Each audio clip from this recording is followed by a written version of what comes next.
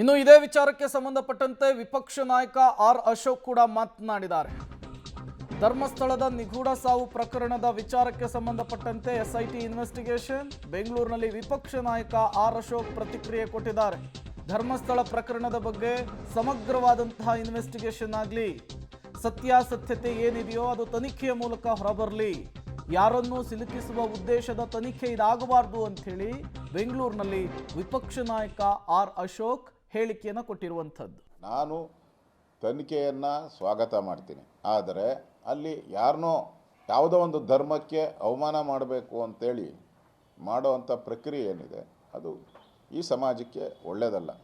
ಧರ್ಮಸ್ಥಳದ ಬಗ್ಗೆ ಧರ್ಮಸ್ಥಳದ ಮಂಜುನಾಥ ಇದರಲ್ಲಿ ಪಾತ್ರ ಏನು ಬರ್ತದೆ, ದೇವ್ರ ಪಾತ್ರ ಏನು ಬರ್ತದೆ? ಸುಮ್ಮನೆ ದಿನನಿತ್ಯ ಮಂಜುನಾಥ ಧರ್ಮಸ್ಥಳ ಅಂತೇಳಿ ಅಪಪ್ರಚಾರ ಮಾಡೋದ್ರಿಂದ ಹಿಂದೂಗಳ ಭಾವನೆಗೆ ನೋವನ್ನು ಉಂಟು ಮಾಡ್ತದೆ. ತಪ್ಪು ಯಾರೇ ಮಾಡಿರಲಿ, ತಪ್ಪು ಯಾವುದೇ ವ್ಯಕ್ತಿ ಮಾಡಿರಲಿ. ಇನ್ನು ಧರ್ಮಸ್ಥಳ ಪ್ರಕರಣಗಳ ತನಿಖೆಗೆ ರಾಜ್ಯ ಸರ್ಕಾರ ಎಸ್ಐಟಿ ರಚನೆ ಮಾಡಿದೆ. ಬಿಜೆಪಿ ಶಾಸಕ ಅಶ್ವಥ್ ನಾರಾಯಣ್ ಇದಕ್ಕೆ ಆಕ್ಷೇಪ ವ್ಯಕ್ತಪಡಿಸಿದ್ದಾರೆ. ಹಿಂದೂ ಧಾರ್ಮಿಕ ಸಂಸ್ಥೆಗಳ ಮೇಲೆ ಅನುಮಾನ ಮೂಡಿಸುವ ಕೆಲಸ ಇದು.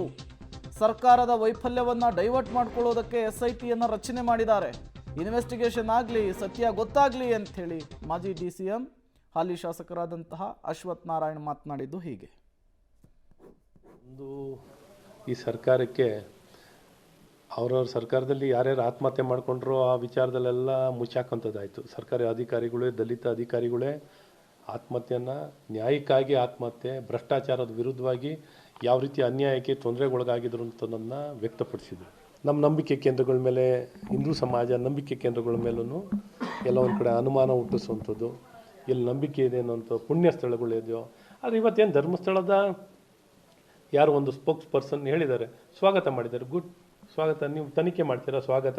ಯಾಕೆಂದರೆ ಈ ಗುಮಾನಿ ಕೂರಿಸುವಂಥದ್ದು, ಅನುಮಾನ ನಿರ್ಮಾಣ ಮಾಡೋವಂಥದ್ದು ಎಲ್ಲ ಒಂದು ಕಡೆ ಸಮಾಜದಲ್ಲಿ ಆಗಬಾರ್ದು, ಪಾರದರ್ಶಕ ತನಿಖೆ ಮಾಡ್ತೀರಾ, ಮಾಡಿ ಅಂತ ಹೇಳಿದ್ದಾರೆ. ಸೊ ಅವರೇ ಸ್ವಾಗತ ಮಾಡಿದ್ದಾರೆ, ಆಯಿತು. ಆದರೆ ಈ ಸರ್ಕಾರದ ಉದ್ದೇಶ ಏನು ಅಂತ ನಾನು ಹೇಳೋಕ್ಕೆ ಇಷ್ಟಪಡ್ತೀನಿ.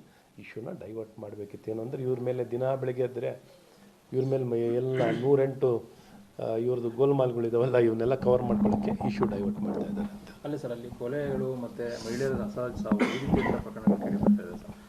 ಸರ್ ಹೇಳಕ್ಕೆ ಏನು ಸರ್, ಇವತ್ತು ನೋಡಿ